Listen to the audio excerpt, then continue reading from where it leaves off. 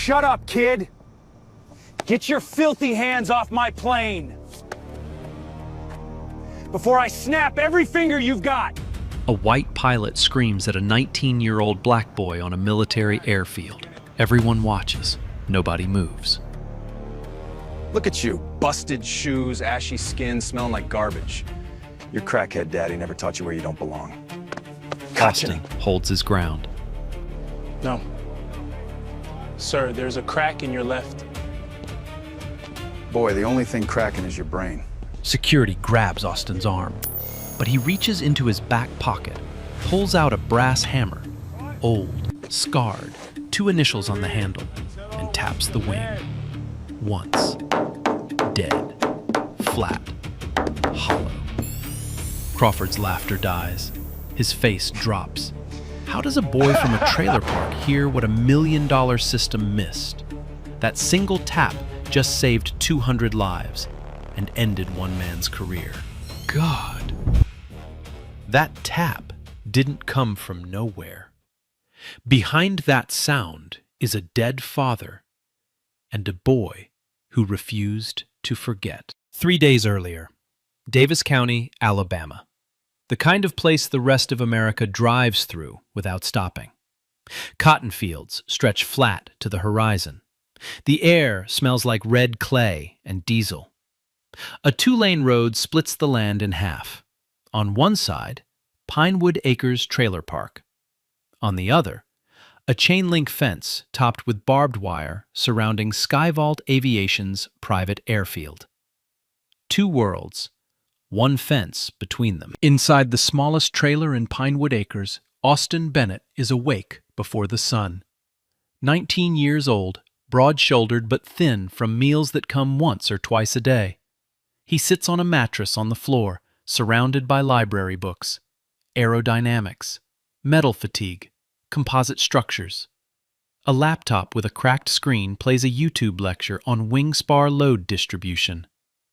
Most 19-year-olds in Davis County are working gas stations or stocking shelves at the Dollar General. Austin is teaching himself how aircraft die. Beside him sits a battered leather toolbox stamped with gold initials.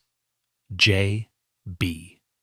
He opens it the way some people open a Bible, carefully, reverently. Inside, wrenches, calipers, inspection mirrors, and one tool he never lets go of.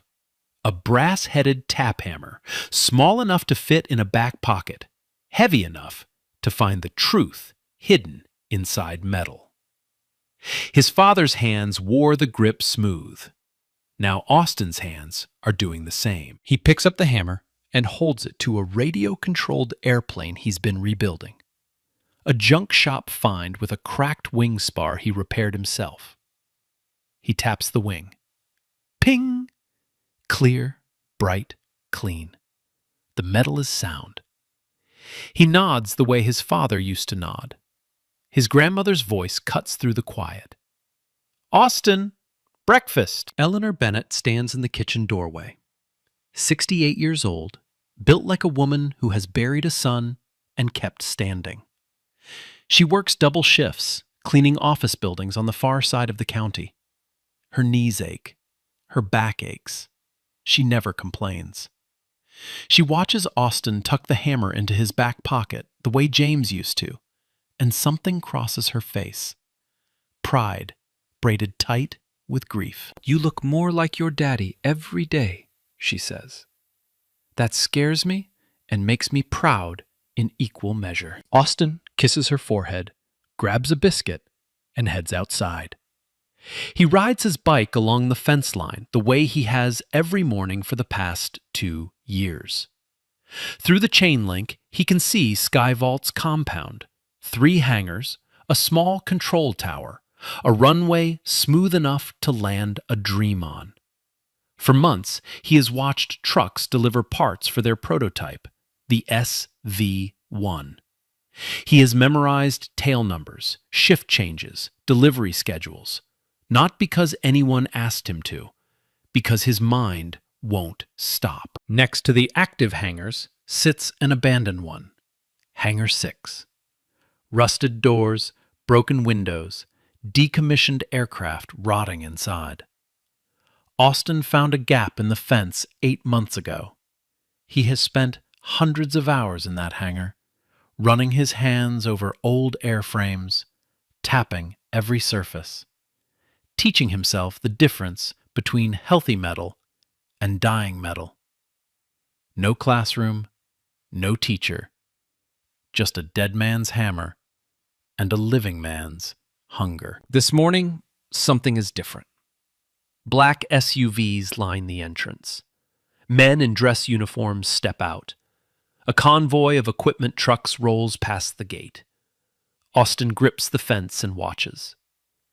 Something big is coming. Inside Skyvault's executive boardroom, that something has a price tag. $340 million. Victor Hadley, the company's CEO, stands at the head of the table. 56, silver-haired, expensive suit, the kind of calm that hides calculation. The Pentagon has sent General Richard Cole to observe the SV-1's final test flight. If the flight succeeds, the contract is signed. If it fails, Skyvault is finished. There is no margin for error, Hadley tells his team. None. Captain Lance Crawford enters in his flight suit. Chest out, chin up. The walk of a man who expects applause. Relax, Victor. The bird is ready. I'll have Cole eating out of our hands by sundown. In the corner of the room, a young woman reviews data on her tablet. Sarah Williams, 29, junior structural engineer, 3 months on the job. Her brow furrows. A stress point diagram of the left wing fills her screen. One zone over the flap bracket glows amber. Not red, not green. Amber. Uncertain. She opens her mouth to speak. Then she looks around the room. At Crawford's confidence, at Hadley's authority, at the uniforms and the money and the pressure. And she closes it. She is the youngest person in that room. She is the newest hire. She stays quiet. 3 days from now, that silence will almost kill a man. The day before the test flight, Austin slips through the gap in the fence just after noon, when the Alabama heat drives the ground crew indoors for lunch. He heads for Hangar 6, his usual route, but today the rusted doors are wide open.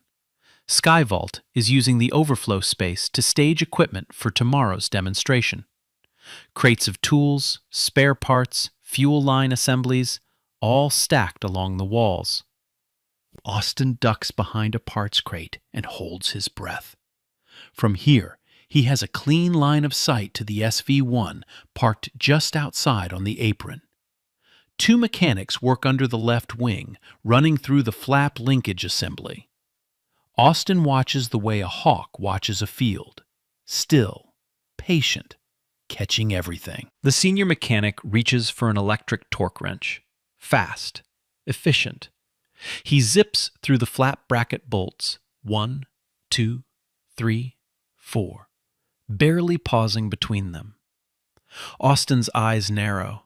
His father's notebook, the one he has read so many times, the pages are soft as cloth, says it clearly on page 44, underlined 3 times. After electric torque, always verify manually. Always.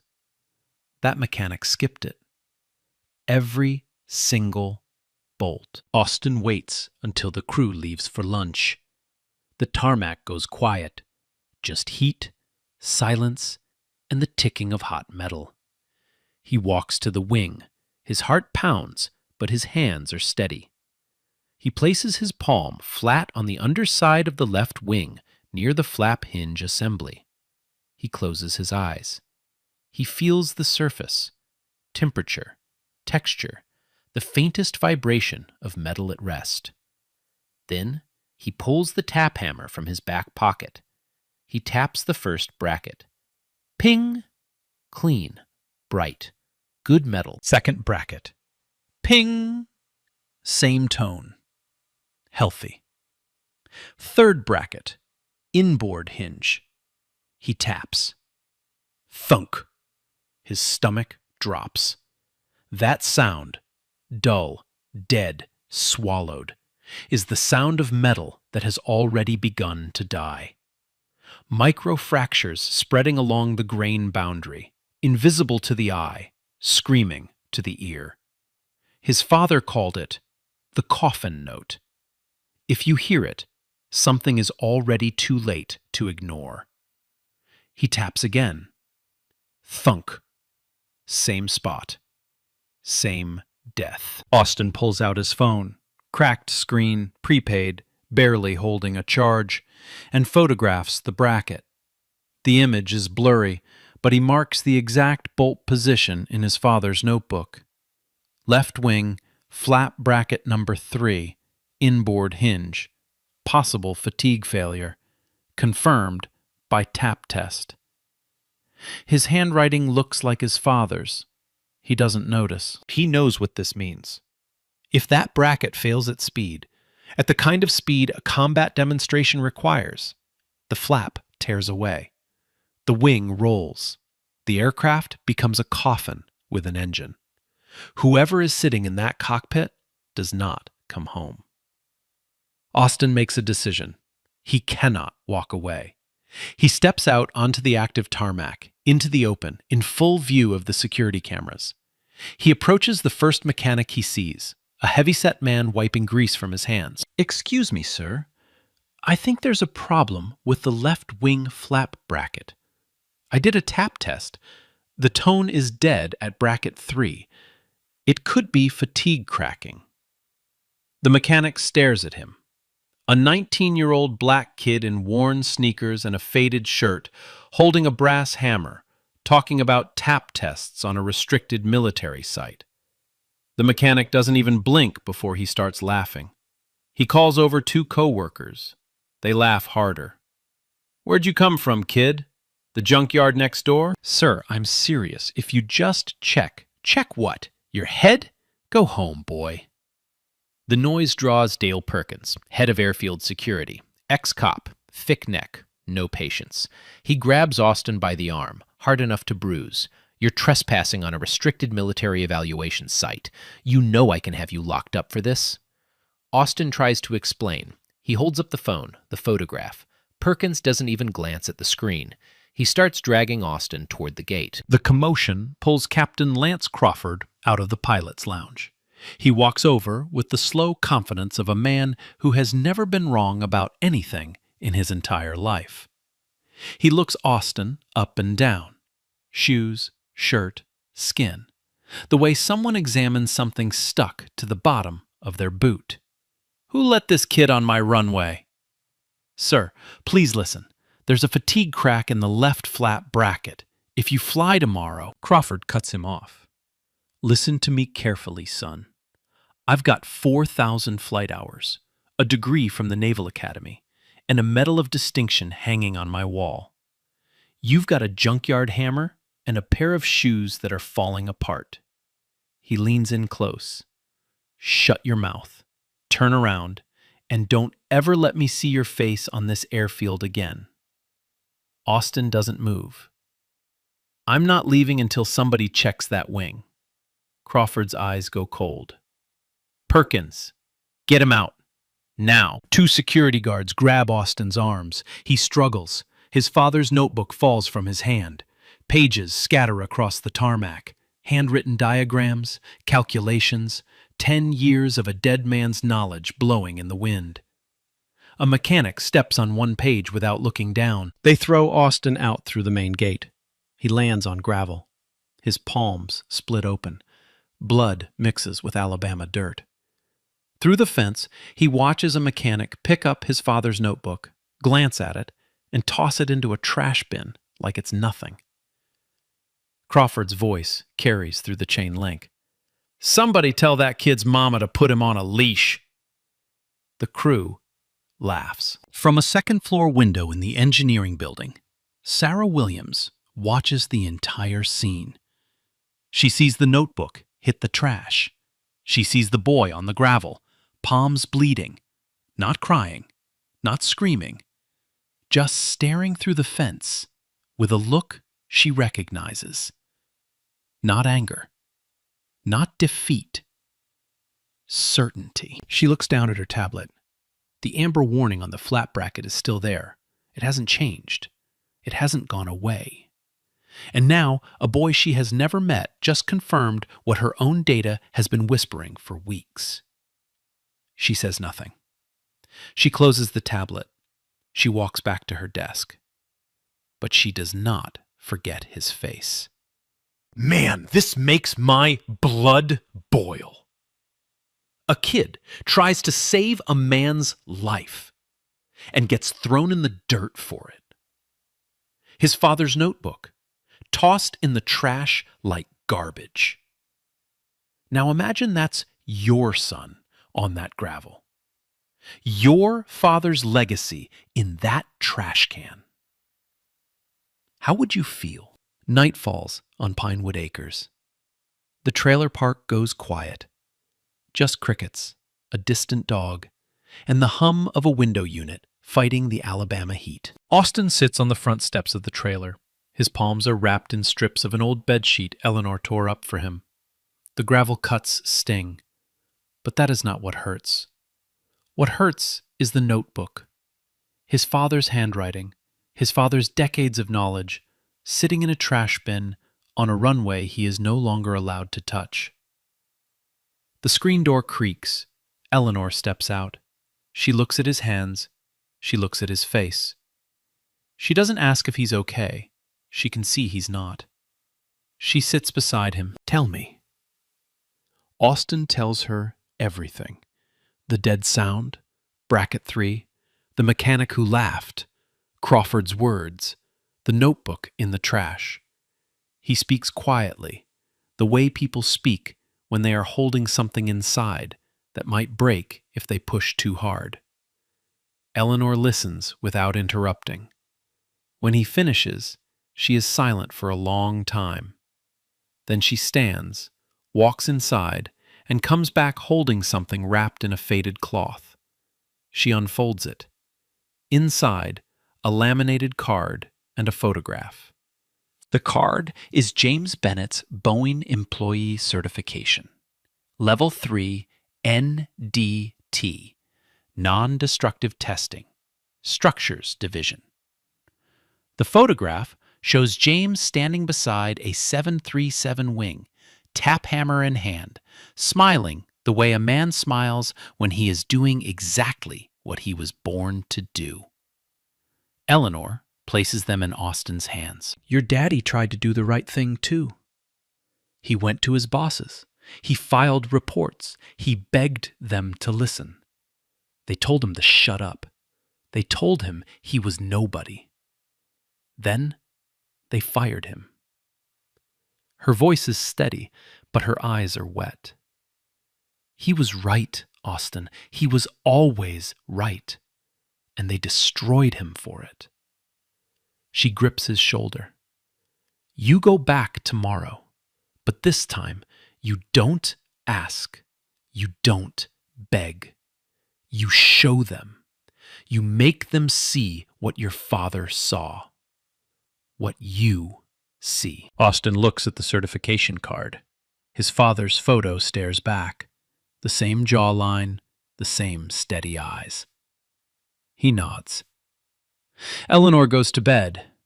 Austin does not. He sits on the floor with the toolbox open and his father's surviving notes spread around him. Photocopies he made years ago. Pages he saved on his phone. Diagrams he redrew from memory. He works through the night, tracing the exact failure pattern he found on bracket 3. And then, on a dog-eared page near the back of a copied section, he finds something that stops his breathing. His father's handwriting, neat and deliberate. Reported flat bracket fatigue pattern to chief engineer and subcontractor liaison, Victor Hadley, Boeing Program Office, March 2016. Response: non-critical. No action taken. Austin reads the name 3 times. Victor Hadley. The same Victor Hadley who now runs Skyvault Aviation. The same man who stood in that boardroom today and demanded zero margin for error. The same man whose company built the SV-1 with the same flaw, on the same bracket, in the same position that James Bennett warned about 10 years ago. His father found this defect a decade ago. He reported it. He was ignored. He was fired. He died 2 years later in a car accident, broken and discredited. And now his son is sitting on a trailer floor at 2 a.m, looking at proof that the man who silenced his father is about to let the same mistake kill again. Austin's hands shake, not from fear, from clarity. Across the airfield, in a small apartment she rents by the month, Sarah Williams is not sleeping either. She sits at her kitchen table, laptop open, running the wing stress simulation for the 4th time. The amber zone on bracket 3 has not changed. Not better, not worse. Just sitting there, uncertain, waiting. She opens her email. The reply from her supervisor is still on screen. Simulations within tolerance. Do not escalate. Flight is on schedule. She thinks about the boy on the tarmac, the way he stood his ground, the notebook in the trash. She makes a decision, small, quiet, the kind no one notices until later. Tomorrow morning, before the test flight, she will go to that trash bin. She will take the notebook. She doesn't know what she'll do with it yet, but she knows it doesn't belong in the garbage. Outside Austin's trailer, the airfield lights glow behind the fence like a dare. Tomorrow, everything changes. The question is whether anyone will let a 19-year-old black kid be the one to change it. Morning. The day of the test flight. The airfield wakes up electric. Skyvault crew swarm the tarmac. Mechanics running final checks, technicians calibrating instruments, PR staff adjusting banners that read Skyvault Aviation, the future of American defense. 2 television crews set up cameras near the runway. A catering truck unloads coffee and pastries for the VIPs. At 9:15, General Richard Cole's motorcade rolls through the main gate. 3 black SUVs, American flags on the hoods. Cole steps out. 60 years old, silver crew cut, posture like a steel beam. He shakes Hadley's hand, nods at Crawford, scans the aircraft with the eyes of a man who has seen machines fail and men die inside them. He does not smile. He is not here to celebrate. He is here to decide whether this aircraft is worth $340 million of the American taxpayers' money. Crawford stands beside the SV-1 in a fresh flight suit, helmet tucked under his arm, every inch the hero shot. He answers reporters' questions with rehearsed charm. She handles like a dream, smoothest bird I've ever flown. Cameras flash. He grins. 2 miles away, Austin Bennett pedals his bicycle down the county road. He wears his cleanest shirt, a white button-down Eleanor ironed at 5 a.m. His backpack holds his father's certification card, the Boeing badge, the tap hammer, and every page of notes he compiled overnight. His palms still sting under the bandages, but his grip on the handlebars does not waver. Eleanor watches him from the trailer window. Her hands are clasped. Her lips move without sound. Austin does not go to the main gate. He knows what waits there. Perkins, cameras, a trespassing charge. Instead, he takes his usual route to the gap in the fence behind Hangar 6. He slides through. The abandoned hangar is empty today. All equipment moved to the active apron for the demonstration. He crosses the concrete floor quickly, staying low, heading for the far exit that opens onto the back of the tarmac. He makes it 40 yards past Hangar 6 before a voice barks behind him. "Stop right there!" Dale Perkins. 2 guards flanking him. Perkins grabs the radio on his shoulder. I got the kid again. North side, behind hangar 6. Austin doesn't run. He stands straight, backpack on his shoulders, and speaks clearly. The left wing flap bracket 3 has fatigue cracking. If that plane takes off today, the pilot dies. I need 60 seconds to prove it. Perkins doesn't hear a word. He hears a trespasser. He grabs Austin's arm, the same bruise from yesterday, and starts marching him toward the gate. Austin shouts. He doesn't care who hears. The left wing is going to fail! Bracket 3! Check bracket 3! Somebody listen to me! His voice carries across the tarmac. Heads turn. Mechanics look up. A cameraman swings his lens toward the commotion. And Captain Lance Crawford, mid-sentence with a reporter, turns and sees the one face he told never to come back. His expression darkens like a thunderhead. He strides over. You have got to be kidding me. Crawford stands over Austin, jaw tight. I told you yesterday, I don't want to see your face on this field. Perkins, get him off my runway. Call the sheriff if you have to.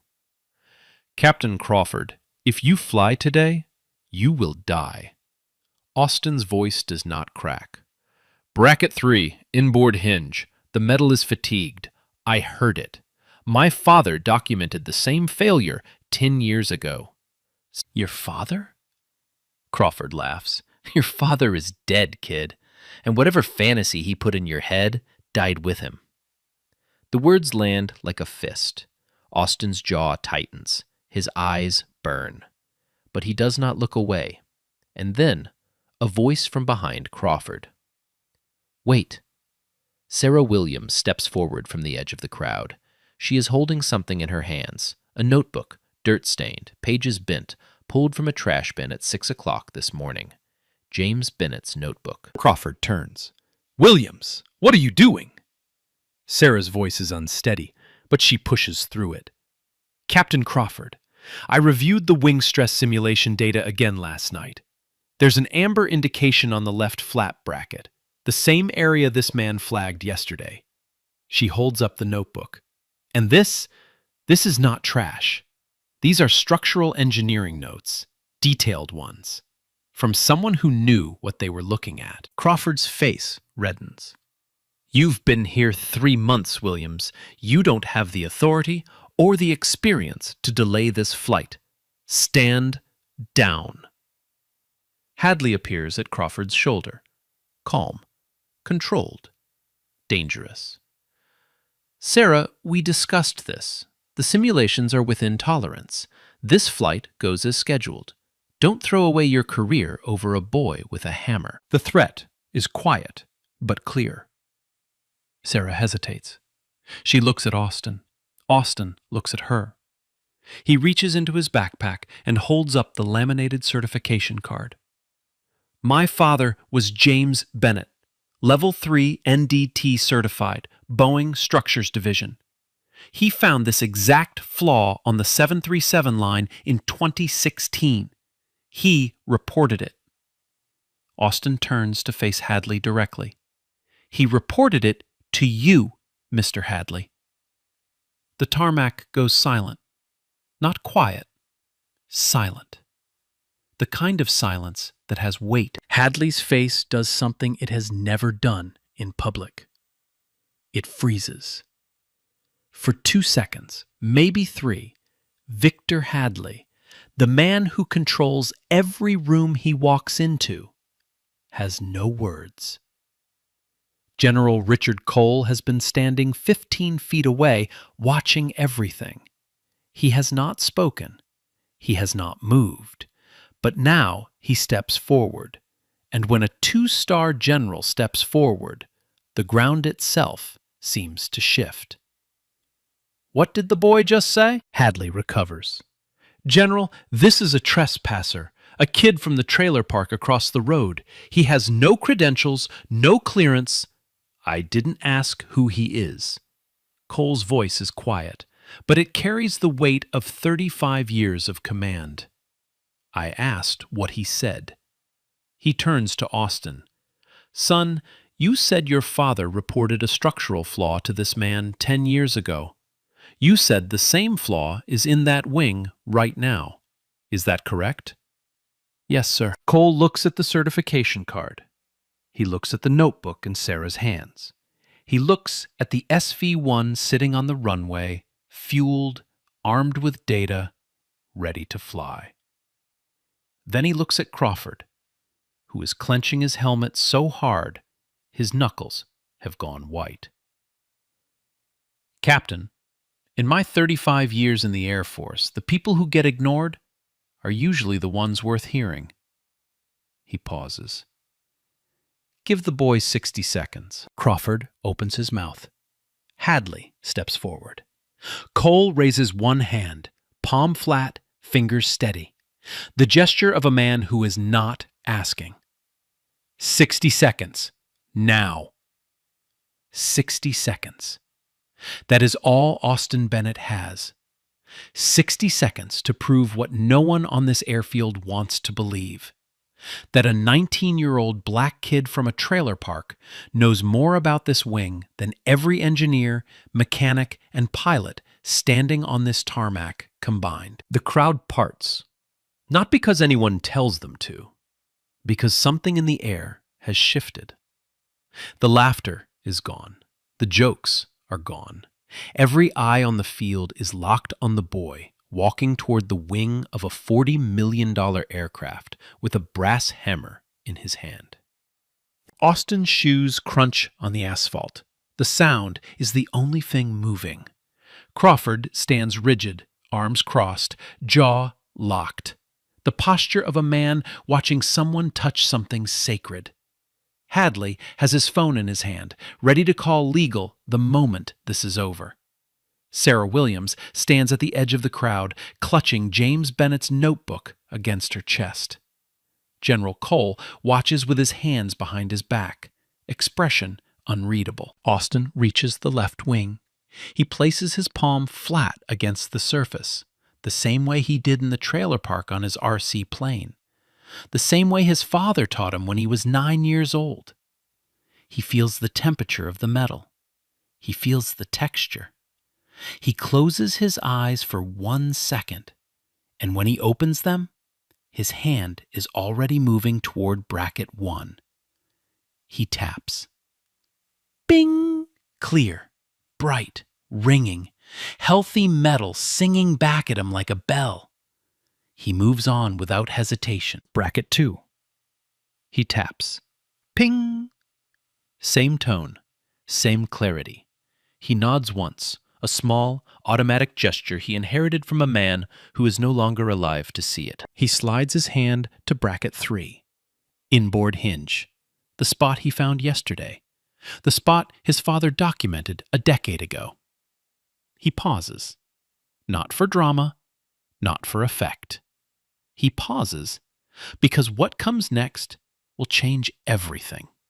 And some part of him, the 19-year-old part that still misses his dad, needs one breath before he proves the whole world wrong. He looks at Crawford. The pilot's eyes are hard, waiting, daring him to fail. Austin taps. Thunk. The sound rolls across the tarmac like a stone dropping into a still pond. Flat, dead, hollow. Not metal singing, metal dying. The difference between ping and thunk is the difference between flying and falling, between landing and a funeral. A mechanic near the nose wheel whispers, "Jesus." Austin taps again, slower this time, letting the sound breathe, letting everyone hear it. Thunk. Crawford's arms uncross. His jaw loosens. The color in his face shifts, red to white, confidence to doubt, certainty to something he has never worn before in his life. fear. Austin speaks, quiet, steady, not to the crowd, not to the cameras, directly to the man who told him to shut up. That's the sound of a bracket that's going to kill you at 400 knots, Captain. General Cole doesn't wait. He turns to the Skyvault chief engineer. Ground that aircraft. I want an emergency ultrasonic inspection on that bracket, right now, on this tarmac. Nobody leaves. The field erupts. Engineers scramble. Equipment is wheeled out. Crawford stands frozen beside the wing, staring at the spot Austin tapped, as if he can see through the metal to the fracture beneath. While the inspection team sets up their ultrasonic probes, Cole pulls Austin aside. He examines the certification card. He pages through the notebook Sarah recovered, James Bennett's handwriting, detailed, precise. Diagram after diagram of flap bracket stress patterns. Cole makes a phone call. Short, direct. Within minutes, a Pentagon records clerk confirms what Austin already knows. James Bennett, employee ID 88-5124, Boeing Structures Division, filed a formal safety disclosure in March 2016 regarding flap bracket fatigue on the 737 production line. The disclosure was received, classified as non-critical, archived. No action was ever taken. James Bennett was terminated 6 months later. Cole closes his phone. He looks at Austin for a long time. Your father was a whistleblower. My father was right. Austin's voice doesn't waver. He was right, and nobody listened, and he spent the rest of his life carrying that. The ultrasonic results come back. The chief engineer reads them aloud, and his voice cracks halfway through. Bracket 3, inboard hinge, confirmed fatigue cracking along grain boundary. Crack length, 14 millimeters. Estimated failure under high G loading, immediate. If Crawford had flown today, if he had pulled that 6G combat maneuver at 420 knots the way the demonstration profile required, the bracket would have sheared. The flap would have torn free. The aircraft would have rolled at an altitude too low to recover. Lance Crawford would be dead, and Austin Bennett would have been the only person who tried to stop it. The tarmac should be celebrating. The crack has been found. The pilot is alive. The truth is out. But Victor Hadley is not a man who loses. He stands inside Hangar 2, door half closed, phone pressed to his ear. His legal team is on one end. His PR director is on the other. Crawford and Perkins stand beside him, waiting for instructions. Hadley's voice is low, controlled. The voice of a man who has spent 30 years making problems disappear. Here's what's going to happen, he says, ending the call. He turns to Perkins. File a formal trespassing complaint with the county sheriff. Criminal trespass on a restricted military evaluation site. That's a felony in this state. I want that kid in handcuffs within the hour. Perkins nods. No hesitation. He reaches for his radio. Hadley turns to Crawford. Lance, you say nothing to the press. Nothing. If anyone asks, the flight was postponed due to routine recalibration. The boy is a mentally unstable trespasser who got lucky. Crawford opens his mouth, then closes it. 30 minutes ago, he was ready to fly that aircraft into the sky. 30 minutes ago, he was one takeoff away from dying inside it. And the only reason he is standing here breathing is a kid he called a street roach. But Crawford has spent his whole life following the chain of command. He nods. Hadley's final call is to his chief engineer. Replace bracket 3. Now. Pull the old one, put in a new one, and make sure the cracked bracket goes into the metal recycling bin before anyone from the Pentagon gets a close look at it. The chief engineer hesitates. Mr. Hadley, General Cole ordered the bracket preserved as, I don't work for General Cole. I work for this company. Replace it. That's an order. The engineer walks away with the look of a man who knows he is crossing a line and cannot find the courage to stop. Hadley straightens his tie. He steps back onto the tarmac with the calm smile of a CEO in full control. But behind that smile, the gears are turning. Discredit the boy. Destroy the evidence. Control the narrative. He has done this before. He did it 10 years ago with James Bennett. And James Bennett is not alive to contradict him. But James Bennett's son is. Outside, on the edge of the tarmac, Austin stands with Sarah Williams. He doesn't know what's happening inside Hangar 2. He doesn't know about the phone calls, the felony charge, the order to destroy the bracket. He only knows that the inspection confirmed what he found. And for the first time in his life, someone in authority, General Cole, actually listened. Then, the sheriff's cruiser pulls through the gate. 2 deputies step out. They walk directly toward Austin. One rests his hand on his belt. The other carries paperwork. Austin Bennett? Yes, sir. You're being detained on a charge of criminal trespass on a restricted federal evaluation site. Turn around, please. Austin doesn't move. Not out of defiance, out of disbelief. He just saved a man's life. He just proved a fatal flaw in a military prototype. And now he's being arrested for it.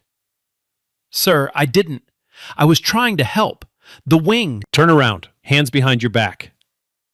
The deputy reaches for Austin's wrist. And that is when Eleanor Bennett arrives. She took a bus to the county line, then walked 2 miles in the heat. Her cleaning uniform is dark with sweat. Her shoes are worn flat. She is 68 years old, and she moves through that crowd like a woman half her age. Because there is no force on earth that moves faster than a grandmother who sees her grandchild in danger. Don't you touch him! Eleanor steps between Austin and the deputies. Her voice rings across the tarmac.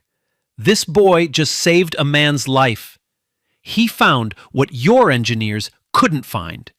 And you're putting handcuffs on him? Ma'am, we have a signed complaint. Criminal trespass. Please step aside. I will not step aside.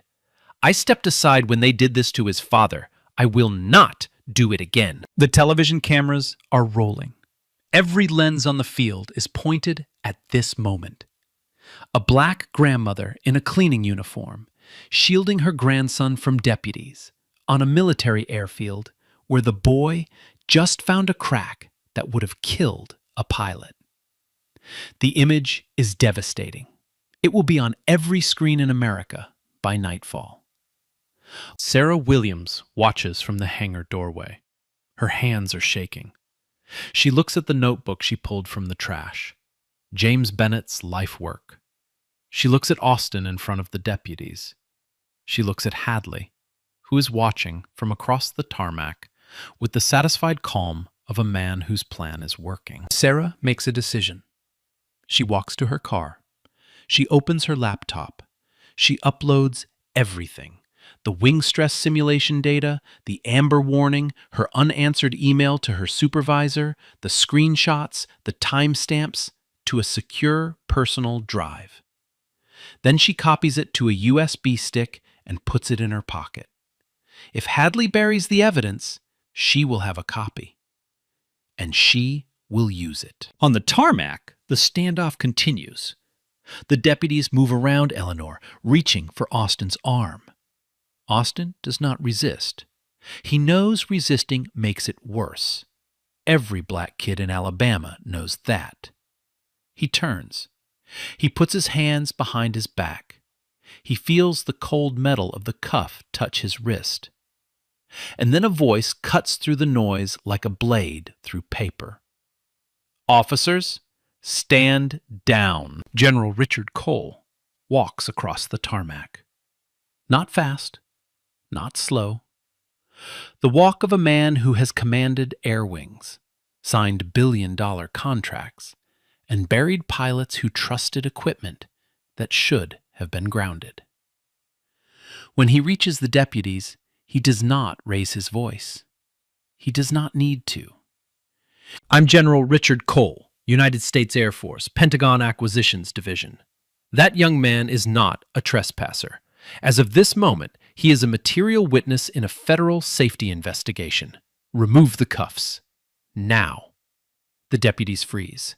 A county sheriff's complaint versus a 2-star general on a military evaluation site. They look at each other. They look at the cameras. They remove the cuffs. Cole turns. He does not look at the deputies. He looks directly at Victor Hadley, who is standing 50 feet away with a smile that is starting to crack. Mr. Hadley, I am ordering an immediate independent inspection of the SV-1. Every bracket, every bolt, every weld. And I want the cracked bracket from the left wing preserved as physical evidence in a federal safety inquiry. He pauses.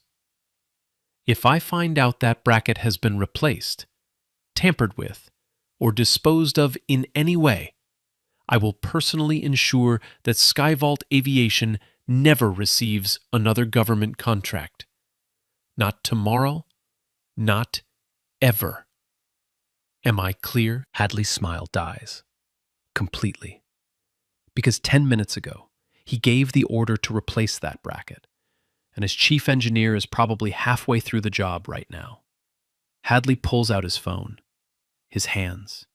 The hands that have signed contracts worth hundreds of millions of dollars. The hands that have never trembled in a boardroom are shaking. He dials the chief engineer. Stop. Don't touch the bracket. Leave it exactly where it is. Too late. The engineer has already removed 2 of the 4 mounting bolts. But the bracket is still attached. Barely. The evidence survives by minutes. 2 hours later, a helicopter touches down on the runway. Independent Air Force structural engineers step out, carrying ultrasonic scanners, X-ray equipment, and the kind of authority that no CEO can override. General Cole invites Austin to observe the inspection, personally. Not as a visitor, not as a witness, as a consultant. Austin sits on a folding chair beside the wing, the tap hammer resting in his lap. He watches professionals use machines worth hundreds of thousands of dollars to do what he did with a piece of brass and 10 years of his father's teaching. The results come in one by one. Flap bracket 3, fatigue cracking confirmed, 14 millimeters, critical. Bracket 5, early stage fatigue, not critical yet, but 6 months from failure. Bracket 8, same pattern, same cause. Root cause. Skyvault had been using uncertified torque wrenches to accelerate production. Bolt tension across the flap assembly was inconsistent. Some over-torqued, some under-torqued. A systematic failure born from cutting corners to meet a deadline that should never have been set. The SV-1 is grounded, permanently. The $340 million contract is suspended. And then, the moment no one expects. Crawford finds Austin alone near Hangar 6. The pilot looks different now, smaller. His flight suit feels like a costume. He stands in front of the 19-year-old he screamed at, shoved, and humiliated in front of 100 people. And for the first time in his life, Lance Crawford has nothing clever to say. He looks at the tap hammer in Austin's hand. That flight today. The combat profile calls for a 6G pull at 420 knots. If that bracket had sheared... He stops. He doesn't need to finish. Austin looks at him. Steady. No hatred. No triumph. Just a 19-year-old who grew up too fast, holding a dead man's hammer. I wasn't trying to embarrass you, Captain. I was trying to keep you alive. Crawford stares at the boy for a long time. Then he does something no one on that airfield has ever seen him do. He extends his hand. I called you kid. His voice breaks. I should have called you sir. Austin takes his hand. The handshake is firm, brief. The kind of handshake that doesn't need words because the silence says everything. Somewhere behind them, a camera shutter clicks. That photograph, the decorated white pilot shaking the hand of the black teenager who saved his life, will become the most shared image of the year. But Austin doesn't know that yet. All he knows is that his father's hammer is warm in his pocket, and for the first time since James Bennett died, someone said the words that should have been said 10 years ago. You were right. General Cole does not wait for ceremony. He gathers everyone on the tarmac, military officials, Skyvault staff, engineers, deputies, reporters, and every camera still rolling, and he speaks. I have been in the United States Air Force for 35 years. I have evaluated hundreds of aircraft. I have signed off on billions of dollars in defense contracts. And today, the most important safety finding on this airfield was made by a 19-year-old with a brass hammer and no shoes that fit. He lets that land. Austin Bennett did what a multi-million-dollar engineering team, a corporate leadership structure, and a decorated test pilot failed to do. He listened. He trusted what he heard. And he had the courage to speak when powerful men told him to shut his mouth. Cole announces 3 decisions on the spot.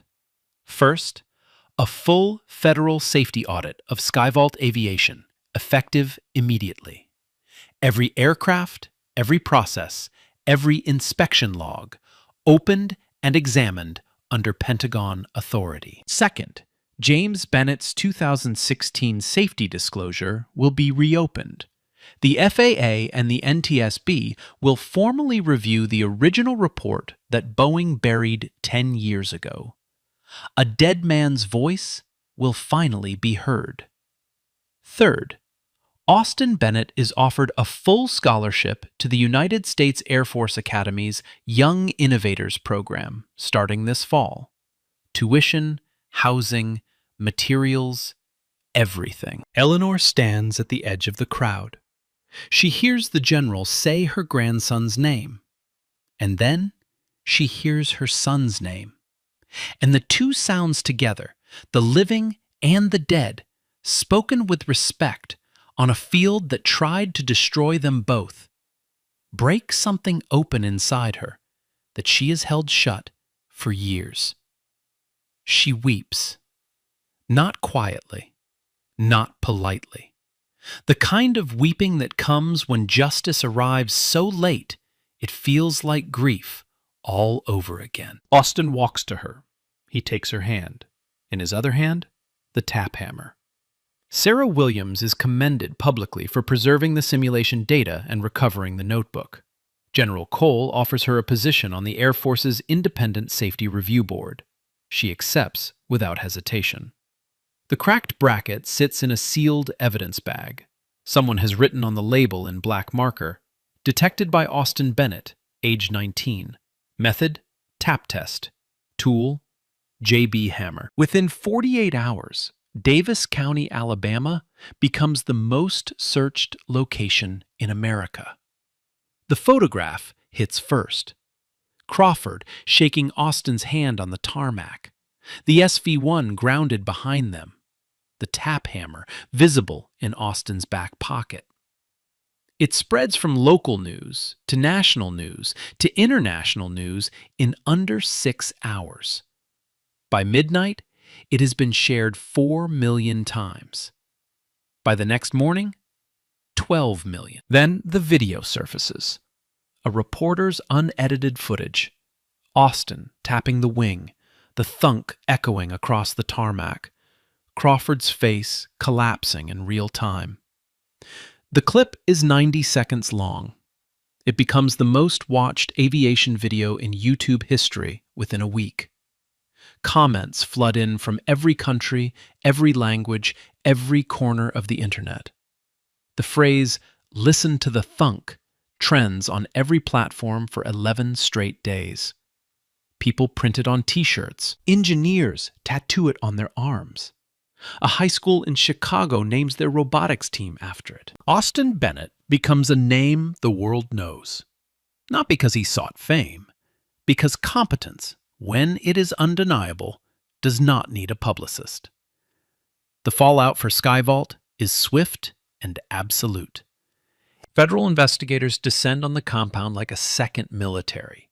The audit reveals what Austin's single tap only hinted at: a pattern of systematic failure. Falsified inspection reports, uncertified tools used across the production line, safety logs signed by engineers who never performed the inspections they claimed. A corporate culture that treated deadlines as sacred and human life as negotiable. Victor Hadley is indicted on 11 counts: fraud, reckless endangerment, obstruction of a federal safety investigation, and attempted destruction of evidence. His lawyers negotiate for months. It does not matter. The evidence is overwhelming. Sarah Williams' USB drive alone contains enough data to end his career 10 times over. Hadley resigns before the trial begins. He is barred from the aviation industry for life. His assets are frozen pending civil suits from the Department of Defense. Dale Perkins is terminated after body camera footage surfaces showing his handling of Austin on both days: the bruised arm, the throat of the gravel, the dragging across the tarmac. The footage goes viral separately. Perkins never works in security again. Captain Lance Crawford grounds himself voluntarily. He no longer calls himself a hero. He enrolls in a safety leadership program at Embry-Riddle Aeronautical University and begins speaking publicly about the danger of arrogance in the cockpit.